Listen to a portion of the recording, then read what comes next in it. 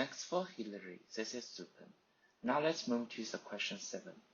Singapore has the second highest proportion of diabetics among developed nations. A report in 2015 by IDF revealed, should Singaporean supermarket take a share of blame for it, and why? Diabetes is a preventable disease, and recent studies have shown that the layout of supermarkets have a large impact on consumer spending. The Vice President of Diabetic Society of Singapore attributes the high proportion of diabetics in Singapore to a combination of genetic and lifestyle. Study shows that diabetes is more prevalent in individuals with higher fat percentage, since Asians tend to carry more body fat due to genetic predispositions. It's not surprising that Singapore, being an Asian country, has a high rate of diabetes.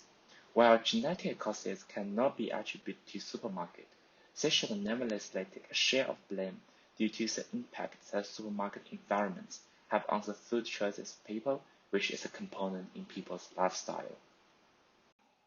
Now let's move to question 8. Do you have any policy advice for our health-conscious regulators? Obviously, you should let the market do the work, which means you can't simply advise to ban the promotion on unhealthy products. Perhaps you should relate your advice to your answers to question 4, because certain demographic group possibly needs more help than the others. The first strategy can be used is using health star rating system. So how it works. The HSR is an Australian government initiative that assigns health rating to packaged food and beverage.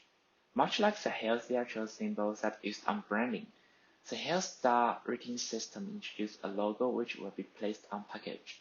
But unlike the former, the Health Star rating system is much more comprehensive, as the logo includes a rating from a scale of 1 to 5 on how healthy the food is, which depends on nutrition, composition, and other factors, as the image shows on the top right corner. Now let's look at the effectiveness of this method. This method will likely be effective as the result from the Healthier Choice logo shows that consumers are cautious of health symbols being attached to packaging of the foods they purchase and will change their taste and preference accordingly. Now let's move to the second method.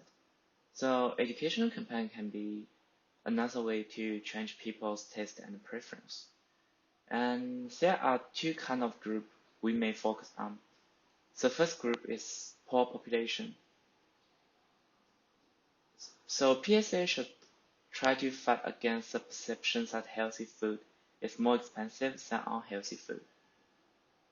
That's normally poor population would have. It can be achieved by a comparison of price of healthy versus unhealthy food to educate the public on how to construct a jewelry basket with healthier choices on lower budget.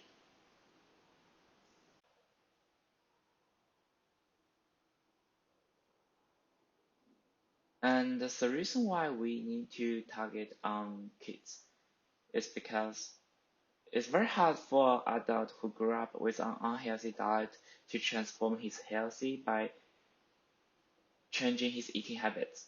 But for a young child, a successful campaign can prevent them developing an unhealthy eating habit, so they are more likely to live in a healthy lifestyle in the future.